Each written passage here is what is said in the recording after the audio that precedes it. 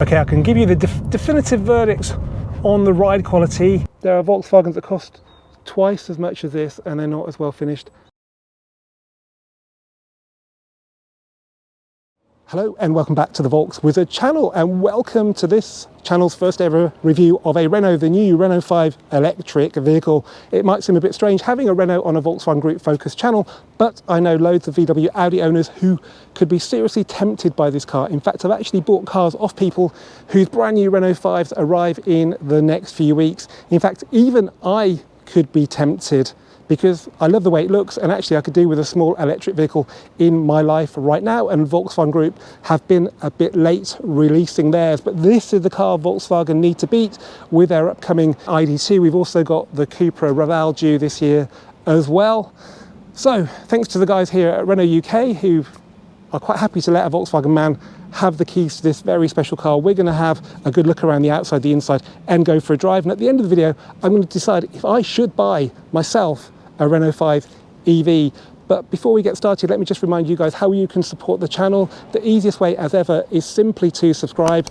Another way that can benefit you as well as me is to sell me your interesting Volkswagen Group vehicle. I'm still buying for a trusted dealer, but I'm also buying for myself, so I'm pretty open-minded about what I can buy. So if you've got an interesting car that's in really good condition, full service history, average mileage or below, and totally unmodified, then get in touch with me directly, Andrew at volkswizard.co.uk. Right, now let's see how the Renault 5 stacks up on paper. Okay, let's start off then by talking about the battery. The cheapest one is 40 kilowatt hours, produces 120 horsepower, has a range of 193 miles. If you pay £2,000 more, you can have the 52 kilowatt hour, produces 150 horsepower, has a range of 251 miles. So I'd say that's probably money well spent. It also brings the 0 to 62 time down from 9 seconds to 7.9 seconds. For comparison, the Up GTI is 8.8 seconds, but it's a little bit bigger than the Up GTI. It's actually 15 centimeters shorter than a Polo, a tiny bit narrower, just a few millimeters, and actually 5 centimeters taller. And the boot at 326 litres is 25 litres smaller than the Polos. But even though it's smaller than a Polo, it actually weighs the same as a Golf GTI, so about 1,450 kilograms. And just like the Golf GTI, it is front wheel drive only. This car is in Techno spec, which is the entry-level trim for the 150 horsepower battery, and costs $26,995 as tested. There are no options on this car. There are 3 trim levels available for each battery. The 120 horsepower gets Evolution, this Techno, and Iconic 5, and the 150 starts off with this Techno and then has the Roland Garros at the top. There's a lot of simplicity with the pricing, which is quite refreshing. If you go for the upgraded battery, as I said, £2 grand more. If you upgrade your trim levels, they're £2 grand more, apart from Roland Garros, which is £1,000 more than the one beneath it. That means the range tops out at just $29,995. Another little stat is, unlike the Golf, which was launched in '74, and the Golf GTI in '76, I actually was launched in the same year as the original Renault 5. In fact, actually the same month, January of 1972. And this isn't actually the first electrified Renault 5. The American version, called Le Car, was electrified by a company called US Electricar in the late 70s. But unfortunately, that was a flop. I'm pretty sure this one most definitely won't be. Okay, let's now have a look around the outside of the new Renault 5, starting off with the colour. This is called Green Pop. It's the free colour for this Techno trim level. There are actually 9 colour combinations you can have, but not 9 colours. There's green, black, white, blue and yellow, and then there's various combinations with a different colour roof, and the trim around the window can be in a different colour as well. But that doesn't apply to every model. So for example, the Roland Garros is only available in blue, white and black, which are quite reserved for what is probably the classiest trim level, the kind of car you'd probably expect to see parked in Paris with loads of other grey and black and dark blue cars. So let's just take it all in. Firstly, have a look at that metallic paint. I had no idea this was metallic. I thought it would be a flat green like on Porsches, but it's got loads of flake in it. So we've got a big Renault logo in the front. I'm not sure if this is illuminated, probably not. And then we've got the French flag in the headlights. What a lovely touch. It must cost them money to do that, but they've correctly realised this car is all about the details. And then we've got these daytime running lights down here with the 5 logo, all this funky trim. And the super cool battery indicator made out of the 5 logo, which I think was an air vent on the original car. The wheels, these are standard. I don't think you can change the wheels on this model, and they're 18-inch 195/55/18 tyres. I quite like the style. I think it suits the car, probably wouldn't suit a Volkswagen. Looks good on this. The car's on Continental Eco Contact 6Q tyres, so they are an eco tyre. I love the sculpting down the side of it, so it's got a flared rear arch. That looks really cool. Charge flap here. That's the only one. Black mirror casings. Got the body coloured roof on this car, but you can change that if you want. Really big sill extension here. This is probably the battery level here though, so this is probably the floor of the car. This is where the battery sits. And then we've got the rear door handle built into the window there, which is quite cool. First of all, I think on an Alpha many years ago, but it gives a real clean line, makes it look a bit like a coupe. Let's have a look at the back then. So we have these vents, which were a tribute to the wide-bodied Renault 5s. And then we've got this full-width trim, again, funky texture to it with the 5 logo. A little bit of a spoiler with an integrated brake light, black shark fin roof aerial. And then down here, there's quite a lot going on, but it doesn't look too fussy. Obviously no exhaust pipes because it's an electric car. Okay, now let's have a look inside the new Renault 5. I've got to say the door handle doesn't feel or sound particularly German, but then it's not German, is it? So I think that's okay. Let's have a look at the door card first. So we've got denim, which is actually a nod to its French origins, because denim, the name originates from de Nîmes, which means of the town of Nîmes, where they first made the fabrics. That's really cool. Glossy black door pulls.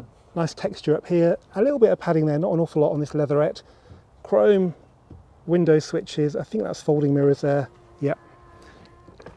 And then down here, this plastic's okay, nice texture, not lined door bins, but I think it's good. Even this down here continues the texture up top, so I'm super happy with that. Let's have a quick look at the back ones. Yeah, okay, it's not as good as the fronts, we haven't got any padding here, but I guess you could say it's a cheap car. Down here we haven't got stainless pedals. This plastic, you know, it's not the best, but I think for this size and price of car, it's perfectly acceptable, not in cars that cost a lot more.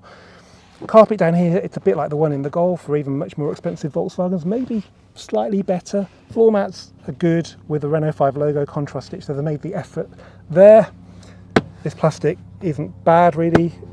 And then the seats, right, well, these look a little bit like old school Recaros. They're not particularly bolstered. We've got more denim. We've got this sort of browny grey fabric in here as well. Leatherette down here, contrast stitching, and adjustable head restraint as well. Look at that roof. So it's all sort of like textured. And, you know, it's a little touch, but it does make quite a big difference compared to the boring headliners we see in a lot of cars. Centre armrest is leatherette and it's a little bit padded, not an awful lot going on there. Some more storage down here, I think that's wireless charging down there, so this must be your cup holders. And then we have, not only do we have buttons for the air conditioning, we also have knurling, and they feel really nice. I mean, that is a real win. We've got electric parking brake as well, which some cars are getting rid of. I should mention this wicker basket here, which is really cool. Presumably for flowers or something, a bit like in the Beetle had. This is the shifter, so you go down for drive and up for reverse. It's got this cool little Renault logo on the end of it. Nice little detail. This stalk looks probably generic Renault. We've got the traditional Renault controls for the stereo and some switches there as well. I'm a big fan of interiors, and this really does push my buttons with its buttons. Steering wheels, I'll just get inside. Steering wheel's a bit quartic. I'll just put the seat back. And it's got buttons on it, but they are, I don't know, are they haptic? No, they're traditional buttons, I think. But you definitely wouldn't mix them up like you would on maybe a Mark 8 Golf.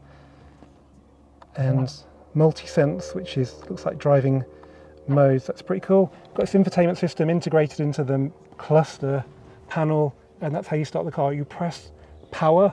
We've got this as well, denim here, which is slightly padded. It looks really cool. Probably ambient lighting down there. A glove box set back a long way. It's nothing really to that. It's not lined. It's held up by a strap, which looks a bit rudimentary. But overall, this interior is an utter joy, even on this really hot day. Let's just start it up then. So foot on the brake. Actually, you press power. No, it's happy with that. So you don't press brake. Press brake to start. I think we can just go into the shifter then.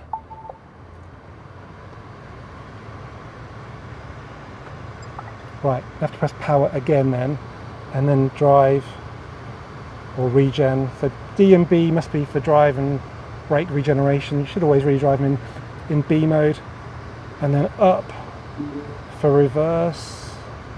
That's pretty cool. Standard rear view camera. I'm just catching the sheen of this dashboard, which looks actually maybe a little bit cheap, but actually it's really textured and it's quite nice. I think it's just that panel at the back that's a bit scratchy plastic. This is the key, by the way, in this leather pouch. It's keyless as well, and it auto locks when you go out of a certain distance and auto unlocks when you get close. That's all you need. Just keep that on you and it should look after itself. Air vents, again, someone's made a lot of effort to design them, and they actually feel quite nice as well. That's pretty cool. You've got Aircon Max, which you need today just to make it as cool as possible in here. 246 miles range, so just a bit below, because we've already driven the car a little bit to get it to this location. Right, I'll just turn that off, so press power, foot off the brake. Okay, now let's have a look in the back of the new Renault 5. I'll put the seat back into my driving position, which is about there.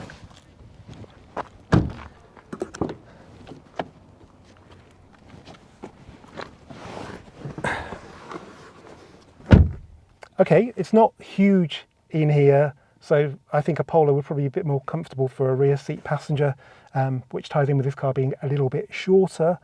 But for a short journey, it would be okay. You probably want the driver to put the seat a little bit more upright.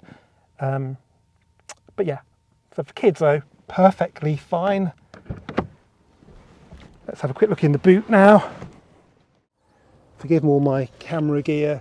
So 326 litres, you can of course fold the seats forward at 60/40, and there is more space down here, so you can see quite a lot there where probably the charging cable should go, and then there's a tray in there where you can put some more bits and pieces as well. There's a tyre mobility kit in there, there's an adapter for the charging cable as well.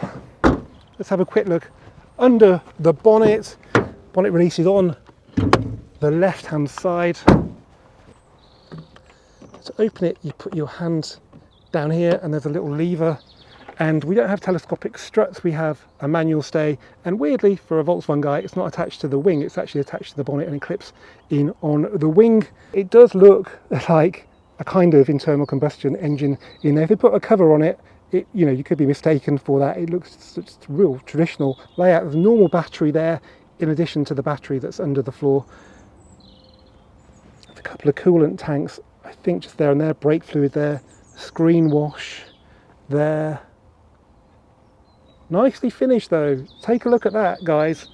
There are Volkswagens that cost twice as much as this and they're not as well finished under the bonnet, so big ups to Renault for that. Right, it all looks almost too good, doesn't it? So let's see now if the Renault 5 can continue impressing me and drive as good as it looks. Well, welcome to the inside of the new Renault 5. It really does feel good in here. A couple of things I want to talk about. Firstly, this isn't for flowers. Well, you can put them in, but I think it's a rubbish bin. You don't have to use it if you don't want it, if you think it looks a bit rubbish.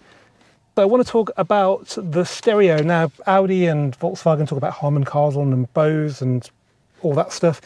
Renault are working with a company called Archimis, and they are software people, and they're saying you don't need particularly brilliant hardware, you just need software that can enhance the audio in a car. It says the future of automotive sound entered the revolutionary phase as influential software takes precedence over hardware components and cars become electrified, connected and autonomous. Also, apparently in here there's some heated seats, heated steering wheel, and it's really easy to turn off the driver aids because you can set it how you want it to be, and then you press this button on the right here and that just sets it every time you get in the car. You don't have to go through setting them on, turning them off each time. So that's really important, and I'm so glad somebody's done something about that because it does put me and a lot of other people off buying a new car. Also, when I got in here, the radio was on and I couldn't find a way of turning it off.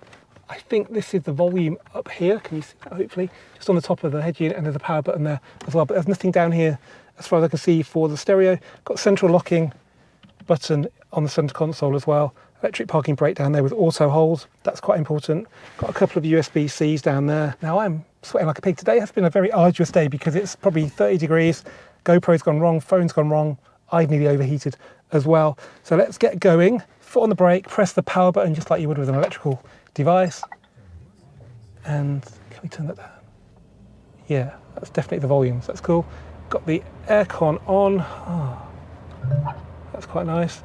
There's an avatar called Renault that keeps on popping up on the screen, a bit like Wordy. It used to annoy people on Word, Microsoft Word. Yeah, so we definitely don't have front parking sensors. So let's select reverse. We're in a bit of a tight spot like you would be when you go out shopping. Turning circle feels really good. I can tell by the angle the car's moving at. And I think back sensors are all you really need. It's quite a short bonnet anyway. And then into drive. Off we go. Steering feels light, which is exactly what you want when you're manoeuvring. Let's see what happens to it when we get going. Oh, air conditioning, got to be the best invention ever. It will affect your range, but I think you need it to stay alert while you're driving. Auto locking at 8 miles an hour. And there's one there, I don't know if you get it on this camera, with a Union Jack on the roof, which seems a bit strange. I think that's been used in some sort of promotion shots. I want the French flag on the roof. Maybe not on a day when England play in France, whether it be rugby or football, but every other day of the year.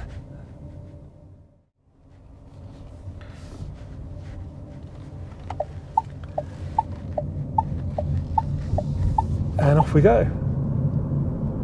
I think a tiny bit of tyre noise, not much else. Sitting a bit high. There isn't an awful lot of gap between the infotainment screen and the mirror, but especially when you've got a GoPro there, but I think visibility is generally pretty good. We have got cruise control as well, which is lovely. Okay, we've got a roundabout then to have a feel for it. And yeah, steering feels pretty sharp actually. We've got driving mode, multi-sense, so that's on here, so it's like on a Porsche you can change the modes. That's sport then. We're in a 50, let's go 40 to 50. That's pretty good. Obviously, we're front wheel drive, we've got eco tyres, we've got a lot of torque. In the wet, it might be somewhat different, but on this dry day, yeah, 40 to 50 is, yeah, very impressive. Let's go 10 to 50. Foot to the boards, once a wheelie, bit of torque steer. Yeah, I think that's quick enough, you know. Obviously it's going to decimate the range, but because it's quite a light car, it's quite an efficient car, which isn't the case with the big electric SUVs. So maybe you can drive it a little bit more like you would a petrol car without having too much of an effect on the range. Ride-wise, well, this road's not brilliant. I can still feel a bit of the road surface coming through to the car, but it's not terrible. And into a 30, let's just try the brakes.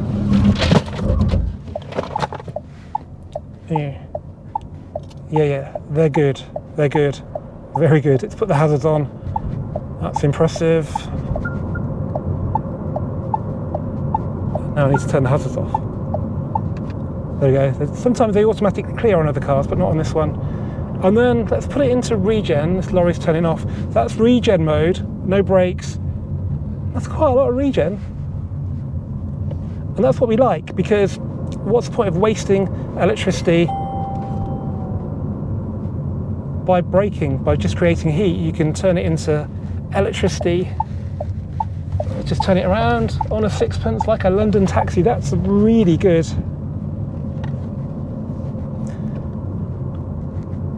Okay, now I think we need to find a slightly more interesting road. Great idea. Thanks. Exploring new roads makes driving more enjoyable.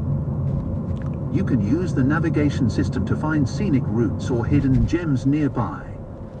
Consider checking for local attractions or nature spots along the way for an even more interesting experience. That's just weird. Actually, first we're going to do the speed hump test. So this key is going over it really slowly. We're going to hit it 18. Yeah. No crashing or banging. That was a bit of a clumsy going over the two of them in the middle. This one's a bit more down the sides. Yeah.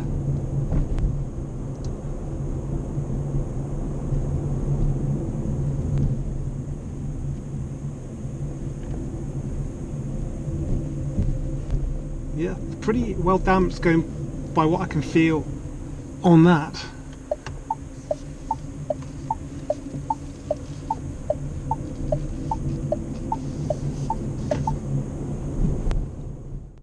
There's a little bit of a rattle from something. I don't know if it's the steering column as it goes over bumps.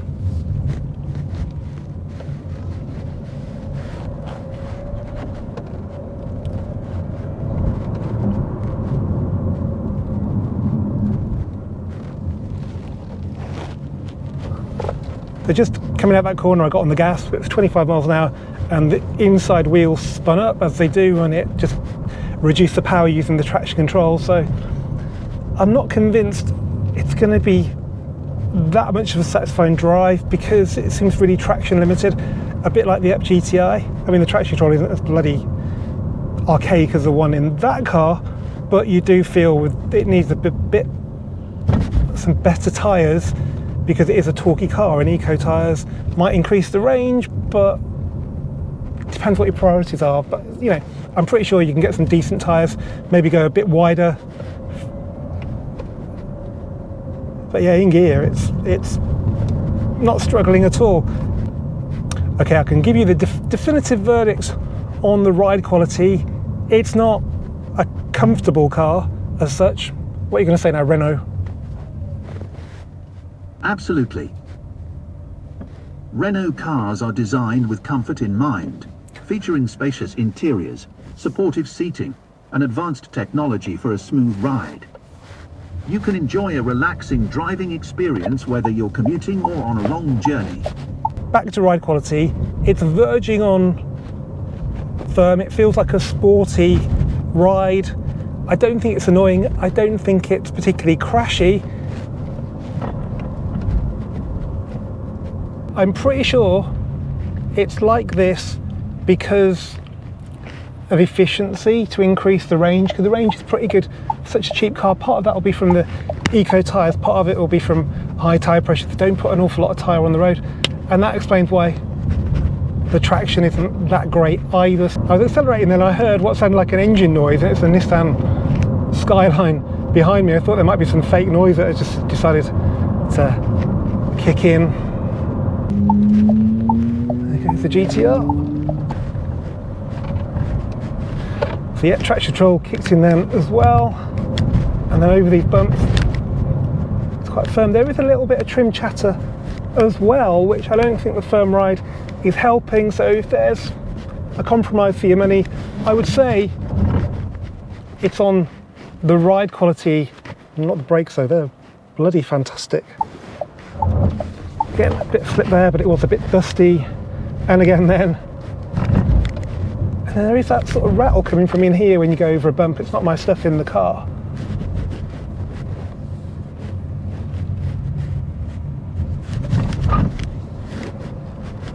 There's always a little chirrup from the tyres, and then the power is cut.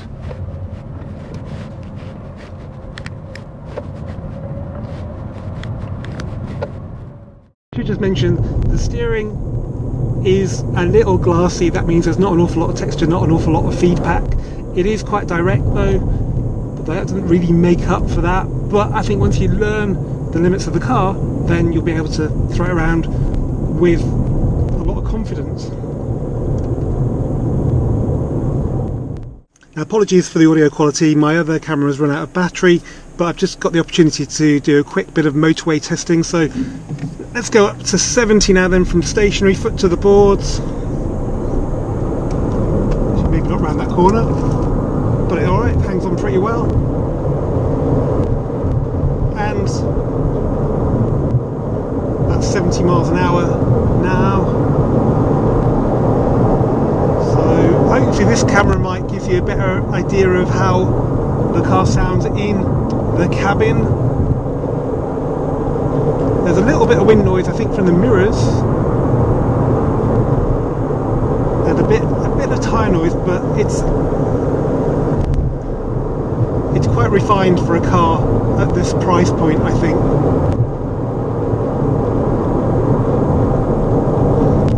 In France and you want to go from 70 to 80, well, I'm sure it's pretty quick, but we'll do 60 to 70 just to show you it doesn't run out of puff at these speeds. So back to 60, foot to the boards, still pushes the front up, it's got so much torque.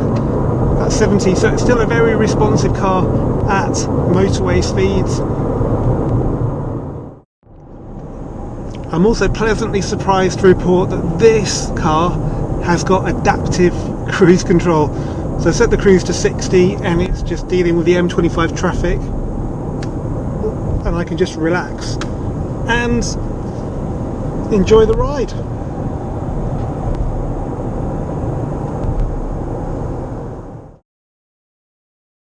Okay guys, well that's the new Renault 5. I think it's a very impressive car. I think what's most impressive is that it makes Renault appeal to people who wouldn't normally consider buying a Renault, and likewise it makes electric cars appeal to people who wouldn't normally consider buying an electric car. I think that's from its combination of affordability and being an object of desire. It reminds me of what BMW did with the Mini back in 2001, but then again BMW was a desirable prestige brand and the Mini was a cool car as well, so they were bound to do well with that car. It's not so guaranteed with this car, but then it's 10 grand cheaper than the equivalent Mini today, and that's important because as soon as you drive that Mini out the showroom you've lost 10 grand. And looking at the finance figures for this car, this doesn't seem to lose 10 grand until you've had it for 2 years and done about 12,000 miles in it, and that's important because that makes the finance a lot more affordable. Also, much like the Mini, it's a classless car, a bit like the Golf as well. It appeals to the young, the old, the rich and the poor, and that's a really good trick to pull off. So will I buy one? Well, as somebody who runs a Volkswagen based YouTube channel and used car buying and selling business, I don't think it would be right for me to be driving around in a Renault 5. So I'm going to wait and see what the ID2 is like, and also the Cupra Raval. If they don't push my buttons like this car, then I will go out and buy one of these. But if you're not burdened by such loyalties to a brand, then there's nothing stopping you from buying one of these. It's cheap and it's good. Back to the finance then. So not only is it relatively cheap, I wouldn't say it's really cheap because it is quite a small car. It's still, you know, 23 to 30 grand.